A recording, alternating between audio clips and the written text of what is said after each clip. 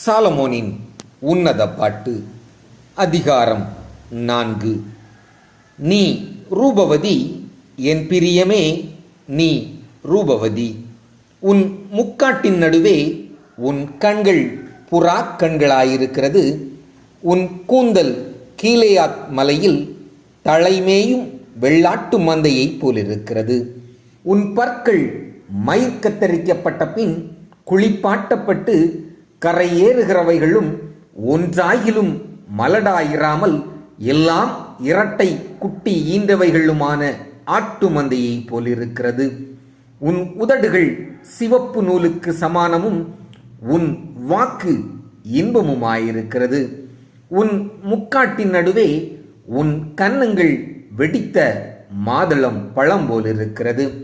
உன் கழுத்து பராக்கிரமசாலிகளின் கேடகங்களாகிய 1000 பரிசைகள் தூக்கியிருக்கிற ஆயுத சாலையாக்கப்பட்ட தாவீதின் கோபுரம் போலிருக்கிறது. உன் 2 ஸ்தனங்களும் லீலி புஷ்பங்களிலும் மேயும் வெளிமானின் இரட்டை குட்டிகளுக்கு சமானம். பகல் குளிர்ச்சியாகி நிழல் சாய்ந்து போகும் வரைக்கும் நான் வெள்ளைப்போள மலையிலும் சாம்பிராணி மலையிலும் போலிருப்பேன். என் பிரியமே, நீ பூரண ரூபவதி, உன்னில் பழுதொன்றும் இல்லை. லீபனோனிலிருந்து என்னோடே வா, என் மணவாளியே, லீபனோனிலிருந்து என்னோடே வா.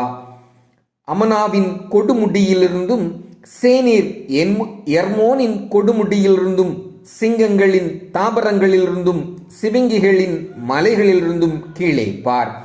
என் இதயத்தை கவர்ந்து கொண்டாய், என் சகோதரியே, என் மணவாளியே.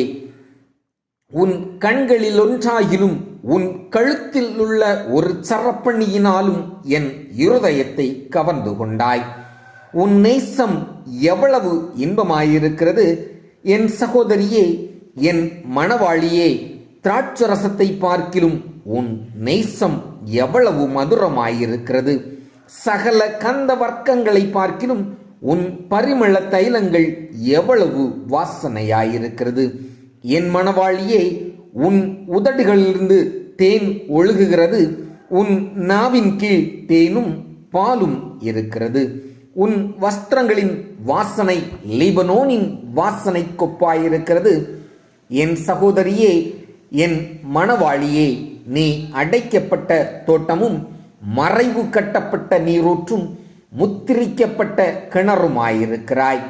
உன் தோட்டம் மாதுளம் செடிகளும் அருமையான கனிமரங்களும் மருதோன்றி செடிகளும் நளதச் செடிகளும் நனதமும் குங்குமமும் வசம்பும் வைங்கமும் சகலவித தூபவர்க்க மரங்களும் வெள்ளைப்போள செடிகளும் சந்தன விருட்சங்களும் சகலவித கந்தவர்க்க செடிகளும் உள்ள சிங்கார வனமாயிருக்கிறது. தோட்டங்களுக்கு நீரூற்றும் ஜீவ தண்ணீரின் துறவும் லீபனோனிலிருந்து ஓடிவரும் வாய்க்கால்களும் உண்டாயிருக்கிறது. வாடையே எழும்பு, தென்றலே வா, கந்த பிசின்கள் வடிய என் தோட்டத்தில் வீசு. என் நேசர் தம்முடைய தோட்டத்துக்கு வந்து தமது அருமையான கனிகளை புசிப்பாராக.